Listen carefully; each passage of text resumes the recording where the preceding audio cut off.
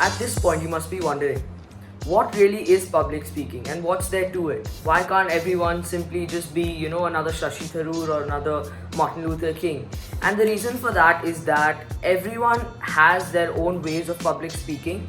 but when you look at it as a whole, there are a few basis points that everyone must have to be a successful public speaker and overall a successful communicator. So, the first thing in this is that you have to know what your audience is and what that event is that you're speaking at. So you need to know what is expected of you as a speaker and what is expected of you as a communicator, and therefore what skills really need to be employed in the situation. For example, in some rather conversational situations, you don't really have to take a leadership tone, or you don't really have to take an authoritative tone to the way you say things. But for example, when you're briefing a team or when you're briefing an amount of people that need to follow some instructions, you have a different set and a different way of speaking, including a different set of skills that you need to employ in order to get your message through successfully. These settings can be honestly anything, and in the setting of a student's life and in the setting of a student's extracurriculars, it can be a TEDx speech, it can be a Model UN, a national, international, school level, or inter-school debate that one is participating in. Because at the end of the day, all of these come under the larger topic of mass communication, because at the end of the day, you're talking to a lot of people that not only are looking at what you're saying from different perspectives, but are interpreting your messages in different ways according to what situations they may be in. However, there's one thing that's changed over time that is extremely imperative for anyone that's looking at mass communicating to note.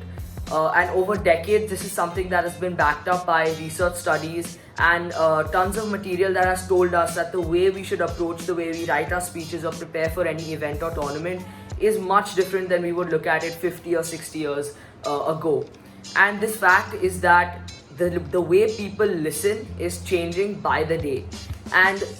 the reason for this is that people's time spans decrease, and the amount of information you can give them has to be put into a less amount of time.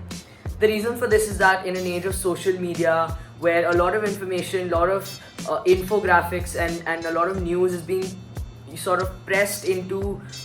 one Instagram post or one tweet, where you're sort of trying to compress all information and being able to be as time efficient as possible, speeches have also followed suit. So when you see sort of a CNN or a BBC trying to push a whole news story into a 1x1 cube on Instagram, it's essentially the same thing when it comes to speeches. You're going to push the information of a 10-minute speech into a 2-minute speech or a 90-second speech. And the thing is, it is possible. Now, how do you make this happen is that you be much more conversational, by which you grab the speaker's attention so that they have a higher level of retention and a higher level of attention that you're getting in a less amount of time.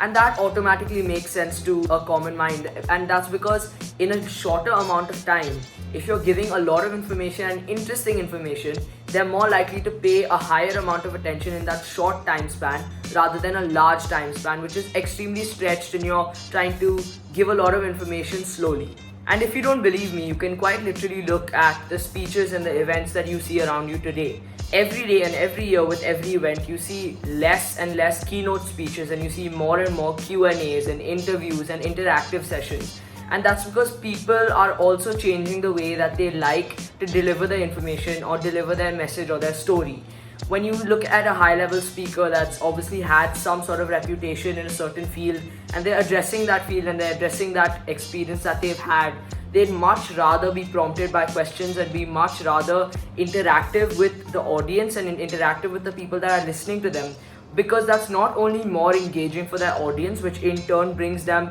a higher joy when they're speaking, because they know that more people are listening to them and more people are interested in what they're saying, but that also brings out a much better quality of information, because it's very easy when you're simply speaking without any prompt or without any acquisition that you just get lost in the flow of speaking and you go on and ramble about things that are not really relevant to what you're talking about. When you're asked questions and when you're answering those questions to provide your message, you have very direct prompts and you have a very direct question to answer, quite literally. So you're going to organize your information, and your information is going to get organized in a much easier way when you're being asked a question. So this simply goes to say how conversations and how conversational tone on speaking and on public speech is much more popular. So now how does this matter to you in a Model UN or a TEDx or any sort of event that you are participating in? And this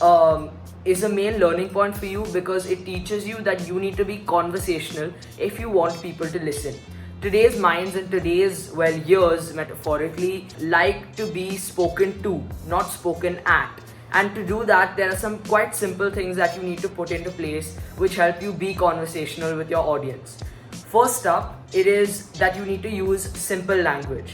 Now, it's very easy to be swayed and be very reluctant to use simple language, because you feel like if you deliver a speech which has a lot of words that people don't know, it sounds smart, or when you're talking like you're speaking at the Oxford Union rather than a Model UN debate in your city, it makes you look smart and knowledgeable. But that's not really the thing. Maybe with one or two people you'll look, say, smart, or that you have a large vocabulary, but in the end there won't be that many people that's going to be following you, and they won't be following what you say, which will in turn backfire for you, because at the end of the day, when you go down after your speech, no one would have understood your speech, and therefore no one can follow exactly what you're saying. Which is why it's so important to keep it conversational, use simple language, and use language that people can relate to and understand. Secondly, questions, like I said before, and rhetorical questions are a very good way of engaging your audience and engaging your listeners. This especially works in a debate forum where not only your opposition or someone who's speaking from the opposite side will get much more persuaded with you when you speak in a very rhetorical manner or a very interrogative manner, but what happens in this is people are compelled to think about answers to those questions. When I ask you, for example, at the start of this course, are you someone that has backed down from an opportunity because it entailed public speaking, you automatically thought whether that is really you, and if you're watching this course right now, that was probably you, which is why it engaged you. Similarly, when you ask questions to not only your opposition but generally people who are listening to you, it almost always works in your favor. One more thing is analogies and anecdotes. These two things are your fork and knife when it comes to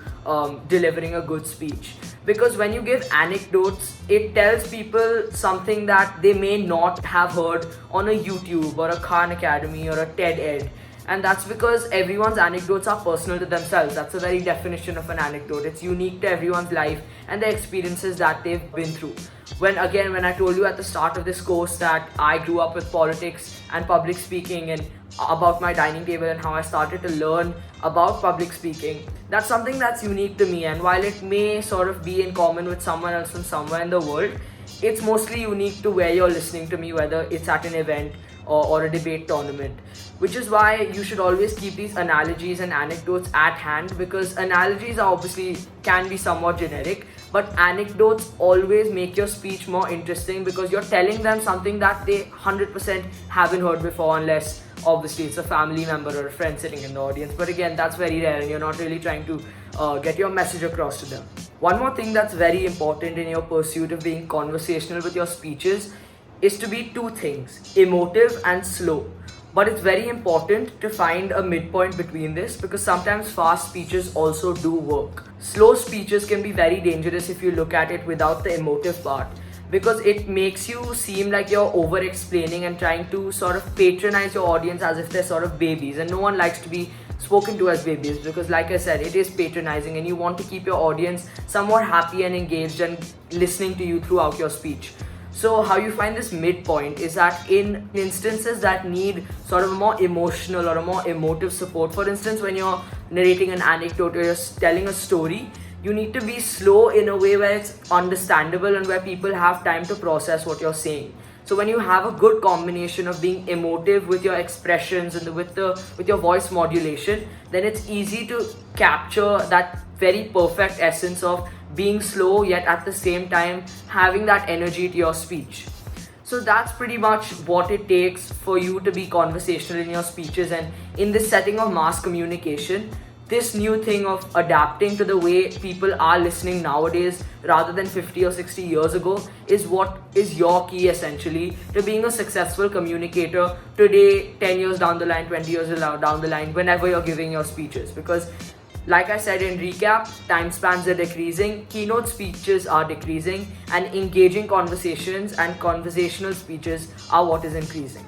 So keep this in mind when you're sort of planning a speech, or when you're trying to prepare for a debate tournament, or even speaking to yourself in the mirror the night before. So this is going to really help you when you want to engage your audience and keep their attention spans with you for that 5 minutes or 2 minutes or 10 minutes or however long it is you're talking for.